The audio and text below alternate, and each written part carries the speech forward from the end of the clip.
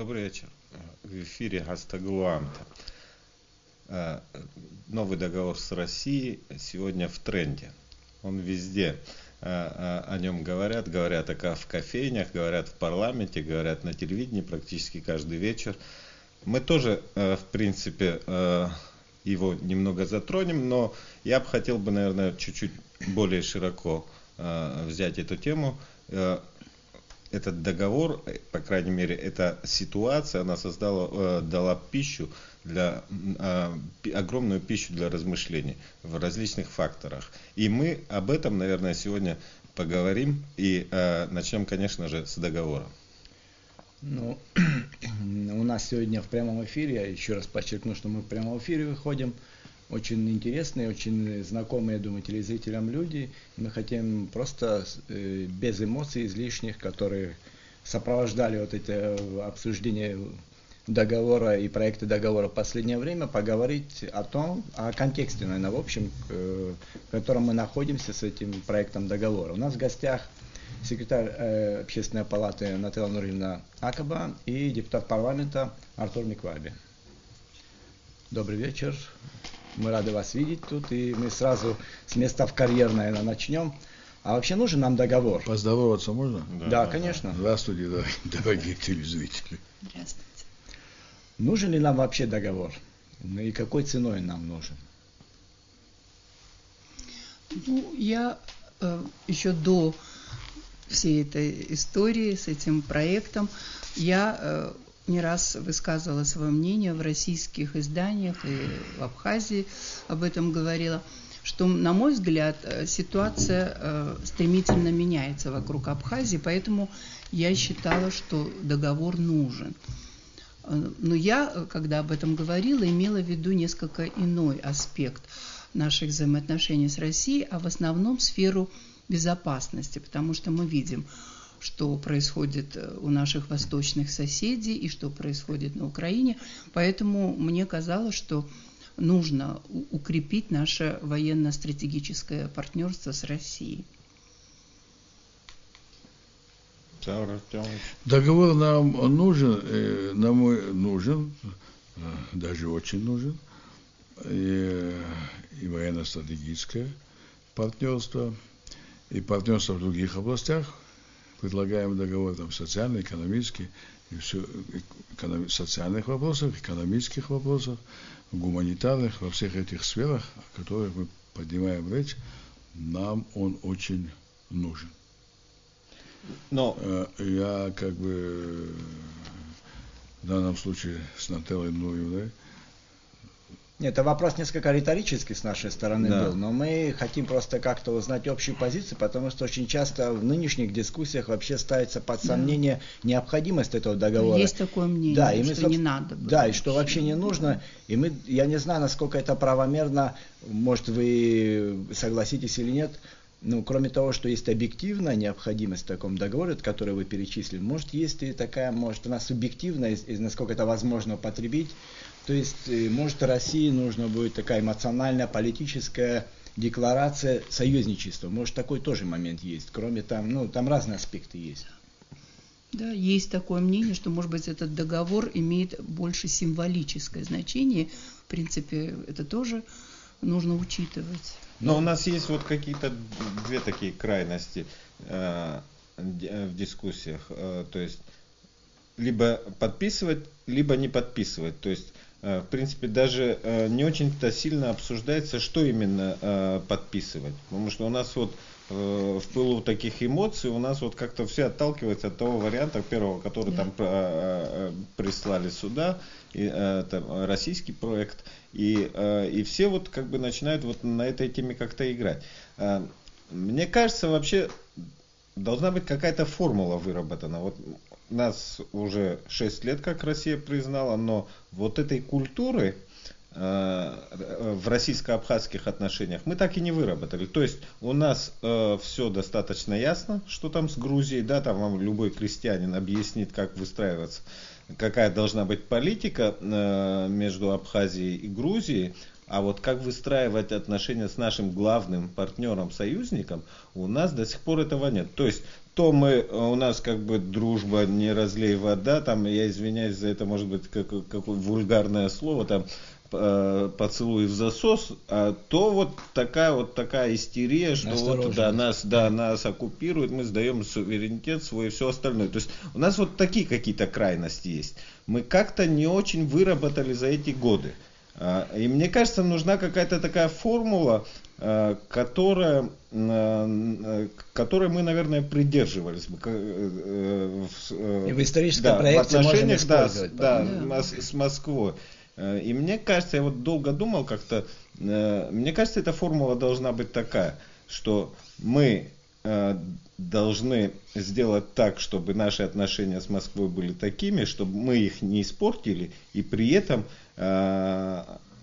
не только не испортили, у нас сохранялись бы и развивались бы дружественные отношения, и при этом это не угрожало бы нашему суверенитету. То есть, если мы будем придерживаться вот этой формулы, наверное, у нас есть действительно как бы железобетонная перспектива и в вопросах безопасности, и в вопросах развития. Но если мы всегда будем впадать в крайности, вот, как бы не вырабатывая вот эту концепцию, чего же мы хотим от всех этих соглашений, наверное, возникают вот такие ситуации. Это даже может не вопрос, это даже не вопрос. Это длинный вот пассаж. Да, длинный такой пассаж, может быть, это некая такая пища для размышлений. Я бы хотел, чтобы и вы поделились своими вот соображениями по этому поводу, потому что мы долгие годы, вот у нас сколько там договоров там, и мы как бы все как-то у нас там проходило, и запятые даже не меняли, и ничего не меняли. Сейчас очень приятно, что мы в дискуссии, да, и, наверное, это вот как-то нас растормошит. В конце концов, мы поймем, что это такое. У вас опыт дипломатический какой-то есть, вы во время войны даже в Америку ездили, то есть у вас есть какой-то багаж, и поэтому, может, проекции, то есть взаимоотношения с разными странами, то есть это тоже было. Вы, может, переоцениваете мой опыт, я вообще-то не дипломат, но мне кажется, тут здравый смысл должен нам подсказать, что мы должны все-таки были за эти годы выстроить модель взаимоотношений абхазо-российских, которая отвечает нашим национальным интересам и, конечно, соответствует интересам России, которая, как все уже всегда это повторяют, является нашим единственным стратегическим партнером. Но сегодня, к сожалению, вот ситуация такова, что, как правило, разговоры о российско-абхазских отношениях используются в качестве политического инструмента. И мы это наблюдаем внутри абхазском контексте. И это мы наблюдали и в 2008 году, когда были подписаны вот эти соглашения. Я помню очень хорошо, что тогдашняя оппозиция очень протестовала и выражала свое недовольство, что мы слишком легко отдаем часть своего суверенитета, и даже вот у нас в Общественной палате были такие дебаты, мы пытались как-то модерировать эту дискуссию. То же самое мы видим и сейчас, теперешняя оппозиция. Да, поэтому я говорю, что вместо того, чтобы провести какой-то серьезный анализ и выстроить эту модель, мы вот как-то все время впадаем, как вы сказали, в крайности. Да. Я хотел бы одну особенность нынешнего момента подчеркнуть. Принимая тогда эти документы, они, как правило, поступали на ратификацию, только на ратификацию. На самом деле никто из общественности в этом процессе не участвовал. В 2008 году? Да. В 2009 тоже, да. Вот эти договора, которые там были заключены в первые годы. Знаете об этом, да? Сейчас я хочу... Многие договора мы до сих пор, кстати говоря, не знаем, если честно. Их существование, я даже думаю, и депутаты парламента не очень в курсе. Нет, сейчас как бы многие договора подняты и изучая вот этот документ, это была необходимость, в смысле, посмотреть предыдущие договора, и поэтому, как бы, может, многие не знают, но я не могу сейчас все 84 перечислить, но большинство я тоже смотрел. Хочу сказать, что вот это, наверное, первый шаг нынешней власти, которая сказала, давайте мы с вами обсудим. И это на самом деле на мой взгляд, важный, в смысле, этап в развитии государства, в ее становлении. И сегодня то, что у нас есть возможность ее обсуждать, говорить, там, в смысле, изменять, вносить, может как раз быть тем моментом, когда все, кто будут писать эти документы, будут значительно ответственно относиться к каждому букву, каждое слово и так далее. Потому что только при закрытых, в смысле, для информации режимах оно как бы проходит без соответствующих консультаций. И ущербно, собственно говоря. И в этой связи, вот я как раз хочу вам сказать, конечно же, это мы сейчас учимся на собственных, там, в смысле, шишки можем себе там набивать, но главное не утерять, в смысле, сам смысл. Я могу сразу сказать, что без России, без ее помощи, я бы вообще его все называю там стратегическим партнером, еще кем-то, там дружба. Я вообще сказал бы, наши отношения должны быть достаточно близкие, братские, но это не значит, что они должны перерастать, скажем, там... Панибратство. Да, и в панибратство. И в нечто большее. Да, и в отношении там большого к маленькому, да. В смысле, как старший брат к младшему, они должны быть ровны. И то, что сегодня мы с вами переживаем, это естественный продукт. На мой взгляд, вот документ, который мы сейчас обсуждаем, он готов для обсуждения. Но мы как-то говорим, да, я говорю, да, в смысле, договор это продукт непротивления сторон. Ну, классик сказал, я просто его цитирую. Ну, лучше всегда может врагом хорошего быть. И иногда бывает и наоборот. В этой связи мне кажется, что сам подход вот к этому вопросу, где четко и ясно сказано отношения России и Абхазии строятся как два суверенных государства и так далее. Сейчас не буду я цитировать документ. Это радует. И что радует еще, что многие люди, в смысле, поработали и внесли свои коррективы. Не радует, что это используется, как вы сказали, во внутриполитической борьбе. Вот я попытался ответить на ваш вопрос. Нет, не очень коротко, но извините. С одной стороны, конечно же, это комплимент в сторону президента Хаджимба в том, что он все-таки дал общественности как бы возможность, то есть не скрывал все как есть. Но мне кажется, это тоже как бы слишком, как бы вот так, в таком, я извиняюсь, опять же, это грубое слово, такой попсовый вариант. Все-таки такие документы нужно, наверное, вот какую-то апробацию там в политическом классе, проводить там широкие консультации, там, потому что восприятие общества сейчас этого документа, этот документ действительно на слуху, но я не уверен, что многие вот из тех, которые вот сейчас как бы дискутируют на повышенных тонах, что они его читали. Не первый, не тот вариант, который с Москвы прислали, который мне очень не нравится, не тот вариант, который сейчас парламент наш принял, не другие варианты, да, то есть сейчас их несколько вариантов, но я вижу даже вот люди, которые там сегодня воспринимаются как политики, и то немногие читали полностью этот документ. То есть, когда начинаешь вот как бы уже, ну давайте к конкретике перейдем, а конкретики-то нет, есть одни эмоции.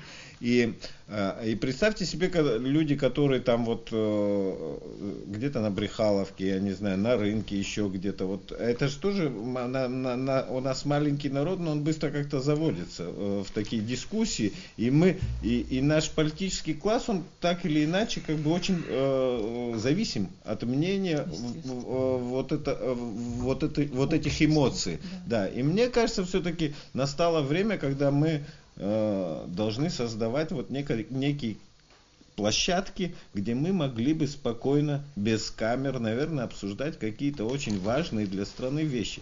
Прежде чем вот выкидывать это и делать вот какую-то митинговую стихию, да, вот на откуп таким тезисом каким-то, я не знаю, очень каким-то красивым, на слух звучащим, там, очень патриотичным и так далее, но вот где я не вижу как бы прагматизма вот такого реального, да, у вас обсуждали на общественной палате? Вот вы как вы у нас была встреча с президентом, и была совместная такая, была дискуссия на эту тему, но я не могу назвать это вот в буквальном смысле слова обсуждением, потому что это не было экспертное такое обсуждение, а просто вот чисто такое вот тоже эмоциональное, да. Но что касается вот самой этой дискуссии, честно говоря, она как-то немножко уже выходит за рамки вот такой цивилизованной дискуссии, и меня это тревожит, потому что я боюсь, что это может нанести определенный вред абхазо-российским отношениям, чего бы, конечно, не хотелось. А с другой стороны, это можно понять.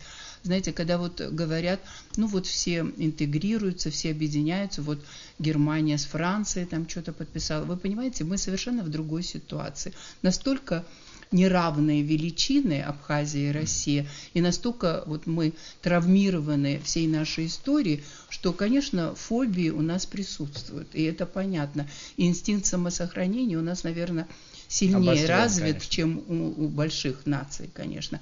Поэтому в этом тоже есть определенный смысл, что мы так вот на все это реагируем, но в то же время, конечно, очень хотелось бы, чтобы это не навредило нашим отношениям с Россией.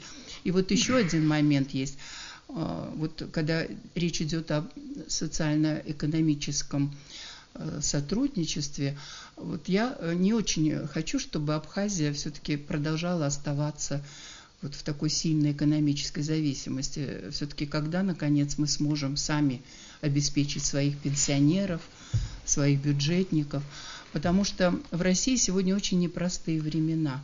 Мы видим, какие трудности испытывает Россия, и вот эти санкции, и вообще кризис, глобальный экономический кризис. Поэтому я думаю, что перед Россией сегодня такие серьезные вызовы стоят. И я не знаю, вот как воспримет простой российский обыватель то, что нам будут такую помощь экономическую оказывать. Я очень боюсь, что это может вызвать антиабхазские настроения в российском обществе, чего бы мне совсем не хотелось. Без этого рисков предостаточно в силу того, что, допустим, та же Россия, неизвестно там через год, через два, может ли она вытягивать там, Абхазию. И в этом плане, конечно же, мы тоже иногда должны при всех своих желаниях чувствовать, что мы не должны быть вот такой обузой в этом плане. Да, и для меня, кстати говоря, Заур Артемович, как представителю как бы, ну, и власти, и с другой стороны, нет, и власти, ну, в лице парламента, и с другой стороны, он как человек, который имел непосредственное отношение там к избирательной кампании нынешнего президента, у меня так как все-таки некоторый такой упрек в том, что, допустим, сейчас вот есть там заявлено уже правительством о том, что вот пенсии там абхазские там увеличить за счет российской помощи, да. Бюджет, и мне кажется, это тоже как бы имеет определенные риски в силу того, что опять же там может в какой-то момент там быть какие-то перебои и все остальное, и это опять же как бы нас подвязывает к этому. Заур Артемович. Да, я вас упрекнул, так что лучше вы отвечайте. Вы знаете, вопросы как-то короче формулируйте, да? Да, мы дискутируем. Это не вопрос, это просто позиция. Я как бы вот, на один вопрос, на второй вопрос хотел бы ответить, что-то могу пропустить. Да? Первое. Так сложилась ситуация, и это сложилось, вот как бывший председатель штаба, я отвечаю, в этом никакой вины нынешнего президента нету. Почему мы находимся в такой большой экономической... Я отвечаю на вопрос. Мы же никого не обвиняем. Я не обвиняю. Мы констатируем факт. Да. Сложившаяся ситуация до этого сложилось именно по тем причинам, что мы не выстроили модель, не нашли, в смысле, средства, не нашли достижения той цели, о которой мы сейчас и говорим. Конечно же, для достижения этих целей мы сейчас не обойдемся без российских помощи. Вот это слово «посадили на иглу» мне как-то претит говорить. Но будем говорить финансовой помощи или вливания. И еще я хотел бы ответить на ваш вопрос. Когда на иглу сажают, тоже вливают. Так что это тоже не совсем четко. Я сказал финансовое вливание. Я назвал, что это такое. Второй вопрос, не дай бог, чтобы Россия не могла бы помочь Абхазии, да, как бы, что маленькой Абхазии.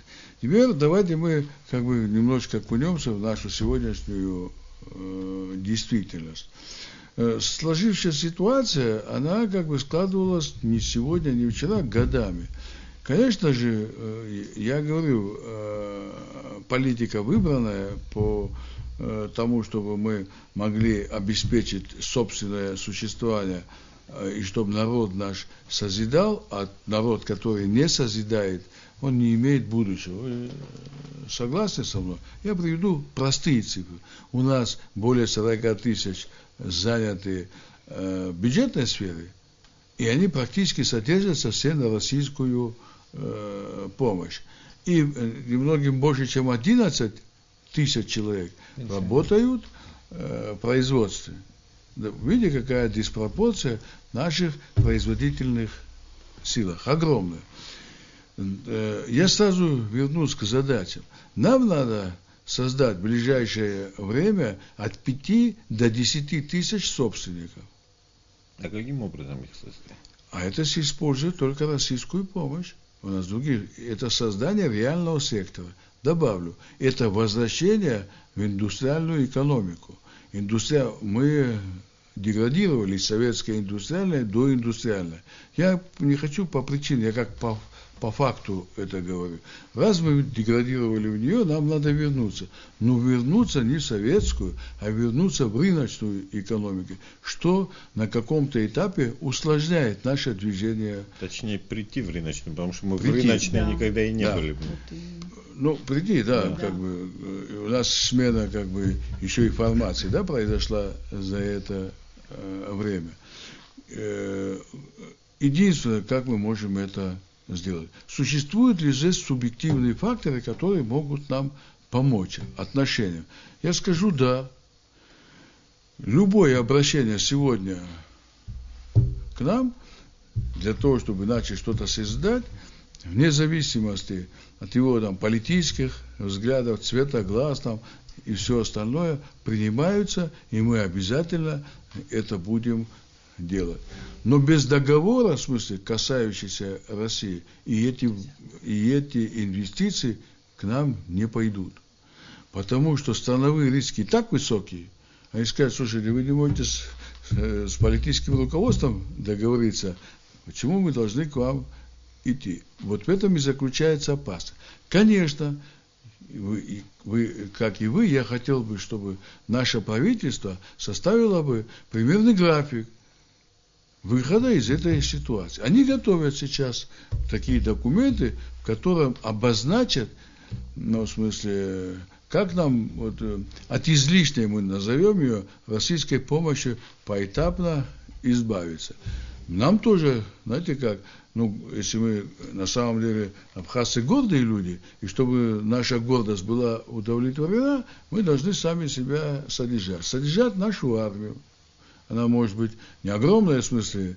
Модернизировать ее нужно. Все правильно. Так далее, вот так далее. Сегодняшнее выступление в адрес армии нашей высказанной, она на самом деле отражает состояние дел, которые у нас есть. В реальности. У нас очень много вопросов нерешенных. Я думаю, что сейчас вам рассказывают все, что надо сделать, не тема сегодняшнего разговора. Прислушайтесь в следующий раз, я вам расскажу.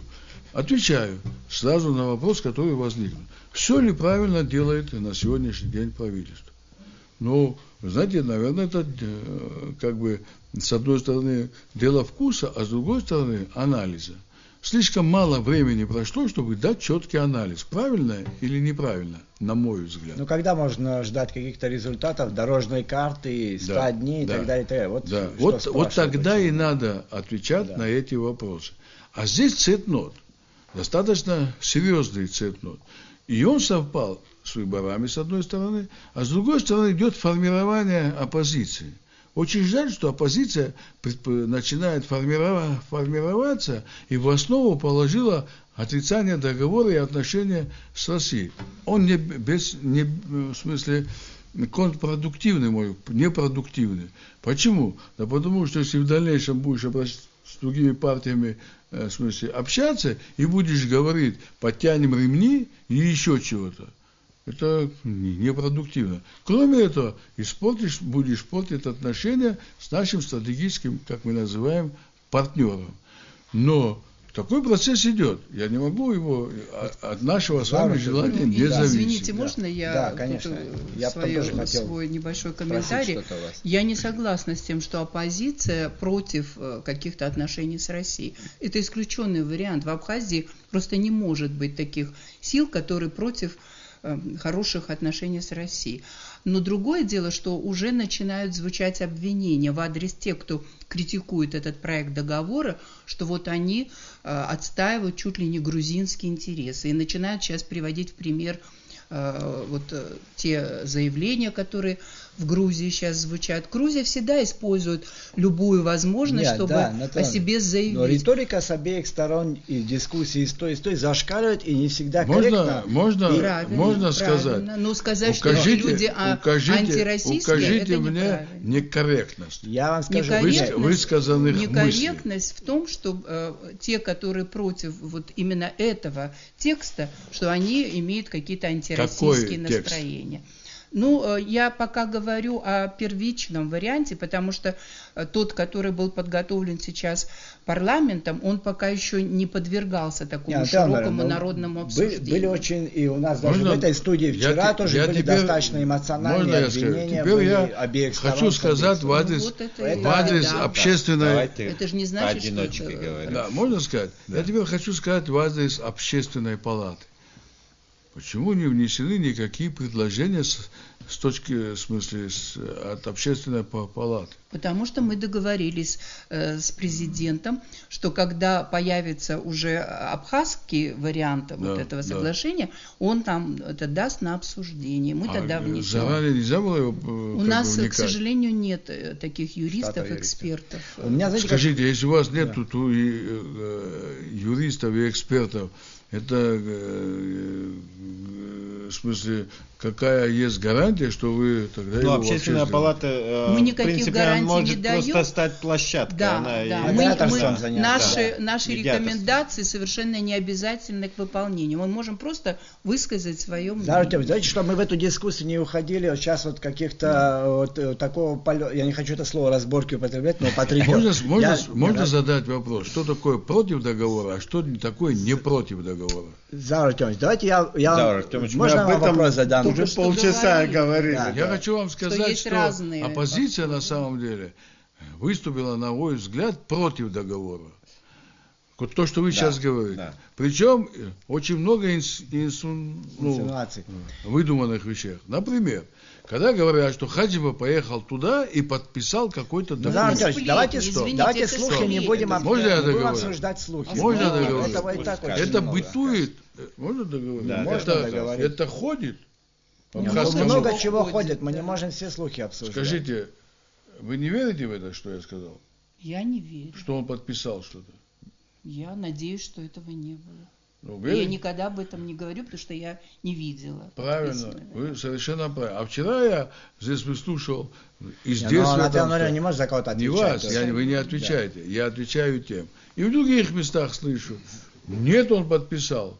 Нет, он продал Абхазию. Давайте я по-другому Он этот продал, вопрос купил. поставлю. То, что вы хотите сказать, это очень... Пожалуйста, у нас совпадают с ней Заврат мнения Артемович по многим решил. Нет, дело в вопросам. том, что Абхазия маленькое общество. Тоже Мы нашу нишу постоянно занять. живем в окружении разных слухов, какой-то Заврат Артемович, дезинформации. давайте договоримся, что информации. мы чуть-чуть у вас спрашиваем, вы по мере возможности отвечаем. Я Иначе отвечаю. вы стали больше нас спрашивать, поэтому мы Я как-то отвечаю. потерялись в этом. Я хотел вот такой вопрос, очень интересный в аспект задели, Можно- но я можно по-другому... коротко Нет, ставить вопрос? по-другому я его задам. Я Пожалуйста. стараюсь коротко задавать. Да, коротко. Вот, кстати говоря, можно ли говорить о какой-то морали во внутри партийных, межпартийных и вообще внутри политической какой-то борьбе? Я какой пример хочу привести? Нужно. Помните, когда Нужно всегда. были вопросы и у той оппозиции 8 года к договорам, которые заключались в 8-9 году, но как-то эта дискуссия не переходила в такую горячую фазу, как сейчас. Это один момент.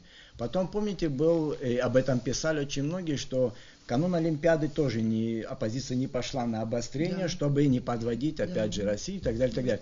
Сейчас вот в таком цейтноте, в котором находится Россия, во внешнеполитическом там, и так далее, мы развернули, мне кажется, не очень корректную дискуссию в отношении друг друга и в отношении партнера тоже. Я прав или не прав? Как вы считаете? Да, в какой-то степени это так, но мне кажется, тут причина в том, что тот документ, который, вот, как говорят, был вброшен, он слишком был сырой. И в нем были совершенно явные противоречия с нашей Конституцией. Вот это очень как-то взбудоражило людей. Мне Знаете, кажется, причина в этом. мне кажется, вот тот документ, который, о котором речь идет, первичный документ, который был прислан из Москвы, он, в принципе, проистекал из той логики тех отношений, которые мы сами выстраивали, то есть, по умолчанию, да, и заложили. То есть, когда нам присылали документы, мы обратно тем же пакетом, даже не меняя ни одной запятой, мы отправляли назад.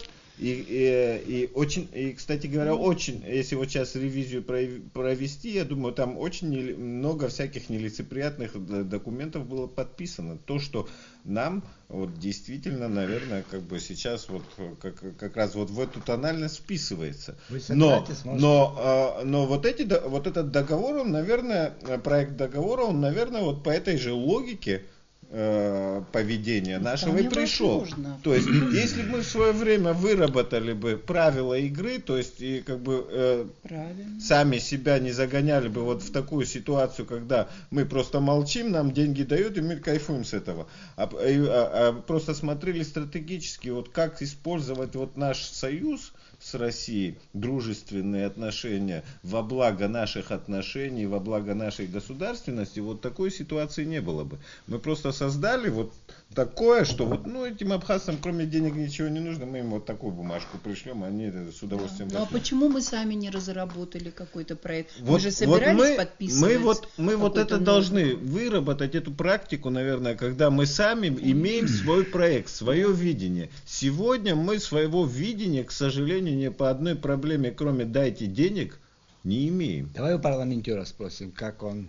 Если были такие предложения с ваших парламентариев? Знаете что, нельзя же ставить, в смысле, в вину то, что сделано правильно. Скажем, вот это слово «вбрасывание» мне еще дали. Нет, возможно. извините, это слово, которое президент употребил, я хочу вам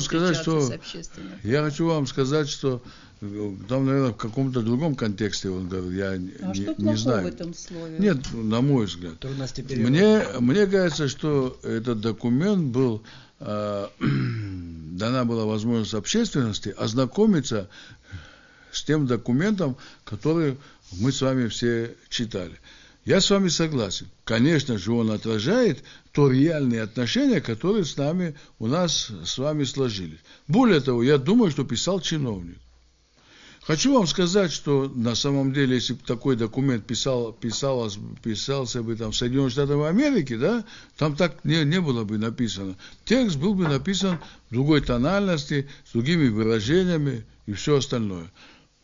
Хочу восхитить, когда нам этот документ дали, была дана оценка, что документ не соответствует нашим представлениям в отношениях России, Абхазии или Абхазии и России, над ним стали работать?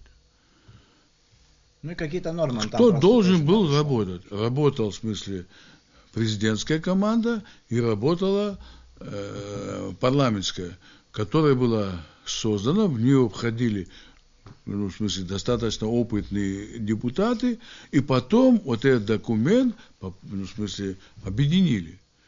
Объединили и сказали, вот у нас такие, но при этом мы на самом деле немножко опоздали. Там сроки какие-то выставлялись, потому что есть прохождение этих документов, как бы, типовые. Ну, не имея, в смысле, соответствующего опыта, мы немножко опоздали. Оно носит, в смысле, и политический характер, наше опоздание, мешает, да, в решении вопроса на сегодняшний день. Вы о них знаете. И есть еще и такие технические. Это привязка к бюджету и так далее. Да, они тоже важны для нас с вами. И в этой связи там тоже не сидели руки сложа люди, общались, работали и повторяю. Дальше надо было взять вариант, ехать, садиться и разговаривать на эту тему, ну, с ведущими людьми. Конечно же, сложилась такая ситуация, когда Россия сегодня подписала аналогичные документы со всеми странами, в смысле, ну, большинством стран постсоветского... в рамках Евразеса. Да, там, и не только. Да. Там Армения, Киргизия, Белоруссия подписала. Конечно же, идет консолидация сил. С одной стороны, в смысле, огромные санкции, да, Западом выдвинутые в адрес, в смысле, России, претензии, которые выдвинуты, за этим стоят геополитические интересы Запада, ну и, естественно, мы тоже попадаем в эту сферу. Для того, чтобы это была своевременная реакция Российской Федерации на все эти моменты, она и сказала, давайте это примем там за какой-то определенный срок. Причем, когда она принимала, была уверена, что не будет такой огромной дискуссии. Скажу почему. Все политические деятели, в смысле выдвигавшие недавно предвыборный период, а за них проголосовало там почти 70% взрослого населения, все говорили о необходимости подписания такого договора. Нет, такого не говорили, просто подписание нового договора. Но те-то тогда ведь не знали. Подождите, я с вами согласен. Но в целом они понимали те угрозы внешние, да, которые существуют. Они знали те угрозы внутренние, да, которые существуют. Из них надо выходить. И тех, и других решать собственные проблемы своего государства, естественно, не ущемляя суверенитета. Ну, суверенитет, да, или независимость. На всего, и они это имели в виду. Ну, что я хочу вам сказать? Ну, зачастую вообще дьявол в деталях. Да, правильно. Я ничего не говорю. Но документа отработали. Ну, на мой взгляд, надо было его вообще быстрее сделать, чем мы вот как бы этим занимались. А сегодня, в смысле, искать в нем там соринку, да, думаю, уже не стоит. Там нету такого, что на самом деле нарушающее наши интересы. Российская сторона понимает вот эти нюансы внутри абхазского? Конечно, наверное, понимает. Понимает, разговаривают, говорят. Ну, я не знаю, насколько они детализированно это помогает. Я сейчас, пользуясь моментом, хочу вас привести пример, на мой взгляд, ну, в смысле, вокруг каких вопросов там поднимались дискуссии. Вы правильно сказали, по военным вопросам не возникает. Ну, там какие-то нюансы, да. Вы в парламенте имеете в виду обсуждение? Нет, вообще, в смысле, среди людей, это в обществе. Да. Второй вопрос. Вот я хочу привести пример. Была у нас Олимпиада. Ну, не у нас, в смысле, да, извините, да, у соседей. У соседей. Еще пока не у нас. Да, у соседей. Извините за то, что я оговорился. У соседей была Олимпиада. Председатель СГБ нашего получил орден. Бывший председатель Аслан Георгиевич, правильно? Он моложе меня. Орден за И были высказаны в адрес Абхазии знаки благодарности, в смысле, что мы как бы с вами не допустили там, помогли. Да. Но я хочу вам сказать, что он один с этой задачей не справился бы. Приехали советники из нескольких человек, там 4-5 человек, и они помогли, в смысле, отработать всю, в смысле, я не принижаю в смысле роли наших офицеров. Но они более опытные в этих вопросах. Мы сегодня вокруг того, что приедут к нам советники, на уровне советников, и помогут нам, в смысле, решать наши внутренние проблемы безопасности, это тоже на уровне 5-6, 7 человек, не знаю, сколько скажем, столько и приедут. Вокруг этого мы подняли огромную бучу и сказали, что сюда приедут, будут арестовывать. Полная закрытость плохо, да. Полная открытость тоже. Дальше добавлю, на мой взгляд, во всех наших министерствах и ведомствах хорошо, если были бы советники, из разных стран. И прежде всего из России. Если бы сейчас кто-то поручил бы какую-то отрасль, ему надо было посоветоваться со сведущими людьми. Что мы отстаем от России в развитии, у кого-нибудь вызывает сомнение? Это я говорю не с гордостью, а говорю, мне неприятно. Обязательно вот такая привязка, что ли, должна быть? Извините, кто знает, как двигаться четко? Не знаю, но если мы там ориентируемся, допустим, в каких-то отраслях, допустим, здравоохранение, наверное, есть там израильский опыт там здравоохранения. Никто не отрицает. Да. Я сказал в первую очередь в России. Я не сказал, что в другие страны не надо обращаться. Дело в том, что здесь еще одна есть нюанс. Россия это нам может сделать в виде помощи, а это стоит денег. Кстати, достаточно крупных и больших, понимаете. Но для того, чтобы, это все начало действовать, нужно, не нужно вокруг этого извините, истерить. Надо нормально этот вопрос воспринимать. Вот к чему я призываю. Мы же хотим иметь маленькую, уютную, комфортную страну. Она по-другому не получится. Я знаете как, нам уже скоро надо будет подводить итоги. Я вот такой хотел вопрос вас спросить. Извините, пожалуйста, что я долго сказал. Что делать? Вы депутат, вам положено. У нас вообще, может, есть смысл посмотреть на всю ситуацию, на стакан, который не наполовину пуст, а наполовину полон. У нас появилось столько юристов, мы смогли экспертизу какую-то первичную, по крайней мере, дать документу. Может, это какая-то перезагрузка. Мы сделали несколько вариантов договора. Перезагрузка нашего отношения к суверенитету, другим вещам. Я сторонник вообще немного даже дискуссию перейти в эту сторону. И у нас, и вообще в обществе. Да. Как вы считаете? Я выступая на круглом столе, который был организован Амцахарой, я как раз сказала, что я вижу большой плюс в том, что мы наконец, вынуждены были начать такую дискуссию. Мы долго как-то не обсуждали, как сказал Инал, не говорили о таких серьезных вещах, а теперь это повод для того, чтобы мы, наконец, задумались о том, какое государство мы строим и каковы будут наши взаимоотношения с Россией, а может быть, потом и с другими какими-то государствами. Как юридически это оформляют. Я вижу в этом и позитив тоже, потому что, наконец, мы задумались о самых таких серьезных вещах нашего существования. И с другой стороны, очень важно, что мы, допустим, если еще в 2008 году нам было без разницы, на что нам дают деньги, лишь бы давали. У нас была эйфория. Да, эйфория такая, эйфория была.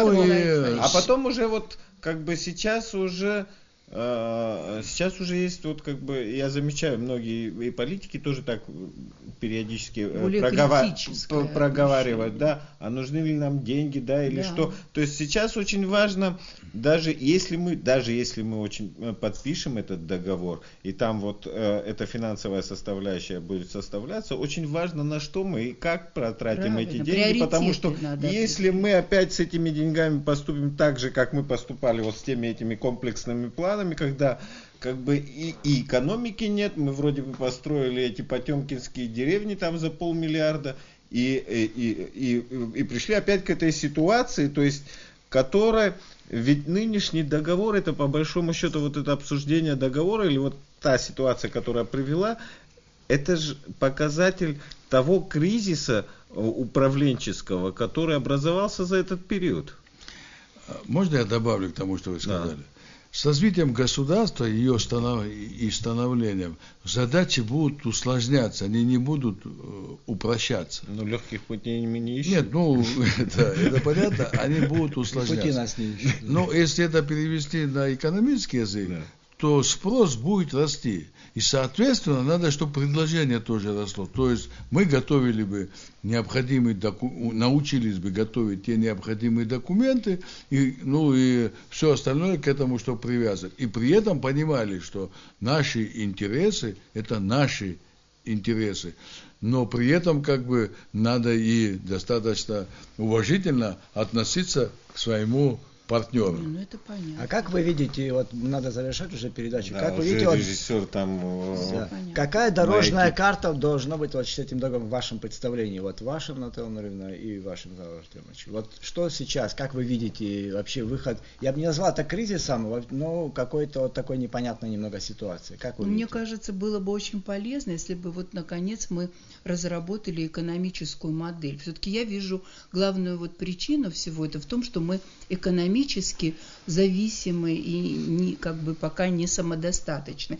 Вот когда Абхазия станет экономически успешным проектом, вот тогда у нас все получится и не будет вот такого Мы острого должны стать восприятия. правовым государством, тогда Ну, у нас это и будет само собой, экономика, это всё тогда и борьба взаимосвязано. с коррупцией. Здесь очень все Ну и взаимосвязано. правовым государством без экономики Да, тоже. без экономики очень трудно. тоже, да. Я в привязке к договору хотел Вот немного уточнить. Вот как вы видите прохождение вот этого... Процедуры, Да, да? процедуры. Я думаю, что вот этот новый уже исправленный проект, он тоже будет обсуждаться, и нужно как-то отработать механизм, чтобы все-таки И в учитывать... сроки уложиться, и качественно это не очень пострадав, сложно, да. но тут надо как-то пройти вот по этому лезвию. Ну, мне кажется, что, вы, если внимательно его посмотрите, конечно, там, я же уже как-то говорил, да, он может быть совершенствован бесконечно.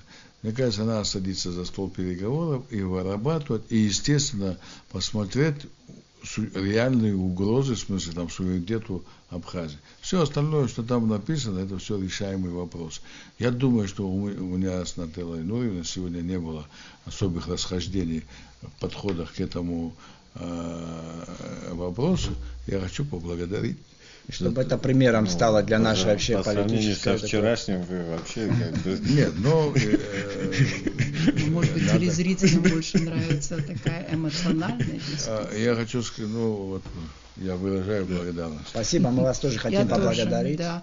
А в конце можно я Да, скажу конечно. буквально одну фразу? Мне кажется, все-таки самое главное, чтобы мы действительно сумели пройти вот по этому лезвию бритвы. Хабидой, да. Да, чтобы мы сохранили свой суверенитет, потому что мы знаем, что хотя бы вот подумать даже о том, что наши братья Северного Кавказа на Абхазию смотрят как на свою вот несбывшуюся мечту. Да. И мы обязаны не разочаровать их. Я помню, когда Рауль Джумкович был сейчас на инаугурации президента Кабардино-Балкарии, одна женщина выступала и сказала, самое главное, чтобы Абхазия вот была свободной, и вот я поняла, как для них это очень много значит, и в то же время чтобы мы все-таки строили хорошие, добрые отношения с нашим партнером, с Россией. Да, вот как нам это все вот совместить? На этой, наверное, очень важной ноте, где мы все-таки